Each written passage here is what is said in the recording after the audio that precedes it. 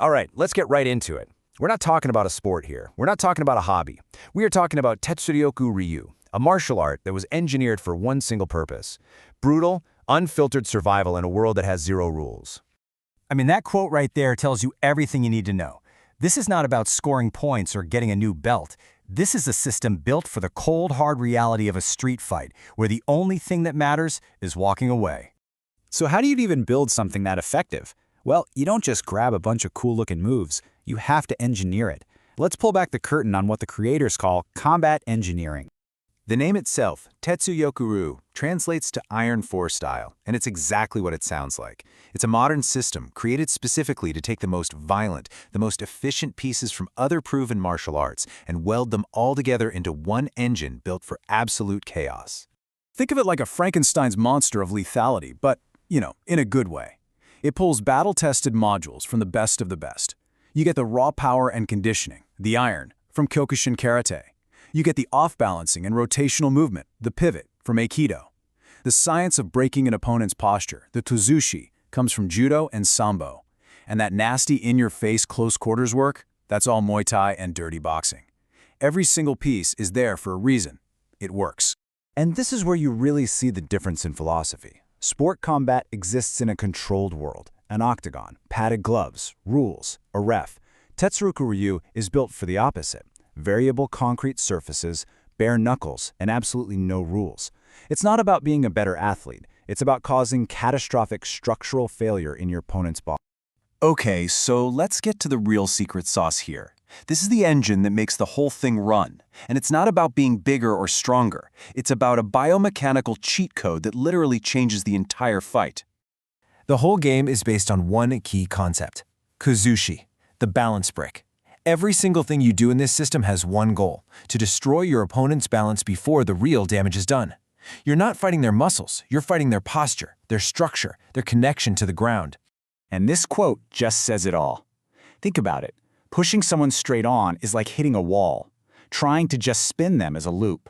But that 45-degree angle, that's the human body's weakest point. It's the open door.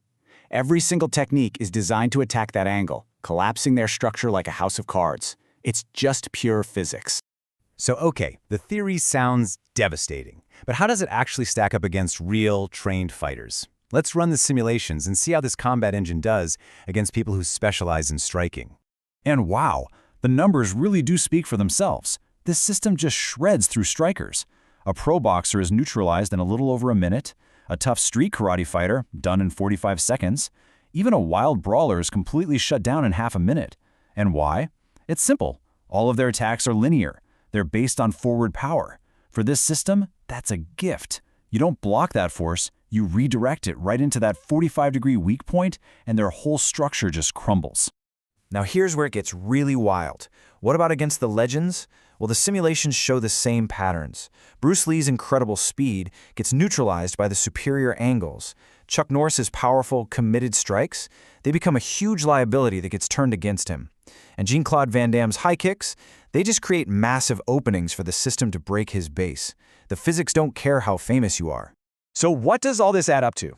It adds up to this one absolutely staggering number: a 90% average win rate against any opponent who isn't a dedicated, high-level grappler. Make no mistake, this system is an absolute powerhouse against the most common types of attackers you would ever face. But wait a minute, 90% isn't 100%, so that means there's a 10% problem, right? You got it. And to be fair, we have to look at the system's biggest vulnerability. It's kryptonite, the grappler. So that brings us to the big question. Is this system actually unbeatable? The short answer, based on the data, is no. There's definitely a key that can unlock this iron fortress. And here is that kryptonite laid bare.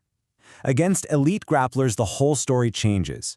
A 300-pound monster like Hulk Hogan can just use sheer mass to overload the system's frames. A top-tier collegiate wrestler can just smother you with relentless top control, never giving you the space to reset. And a modern MMA grappler? Their hybrid style can chain attacks together in a way that just bypasses the pure angles and drags the fight to the ground. So the core flaw is this: the system is designed to win on its feet, because going to the ground on concrete is a death sentence. And while it's great at shutting down initial takedowns, A really good wrestler can force a prolonged, grinding clinch. And in that clinch, all that beautiful 45-degree mobility just gets cramped and shut down. This chart really sums it all up perfectly. Out of 10 fights, you're winning 7 against all kinds of strikers and brawlers. But you're losing 3 to those dedicated, high-level grapplers. It's an absolute powerhouse for sure, but it's not invincible. It has a very clear, very specific weakness. All right, so now that we know its incredible strengths and its major weakness, let's get to the final verdict. How does all this theory actually apply in the most chaotic situation you could possibly imagine? Let's talk about the ultimate nightmare scenario, a 1 versus 4 swarm. The goal here is not to fight 4 people. That's impossible. The goal is to use geometry to break their formation. You explode into the first attacker at that 45-degree angle, collapsing his base instantly. Then you use a pivot to spin him into his buddies, turning him into a human shield. You create chaos, you overload their attack, and then you burst out through the gap you just made. And it all comes down to this brutally simple 3-word mantra: disrupt their balance, dominate their structure, and be done, before they even realize what just happened. So that really just leaves us with one final thought to chew on.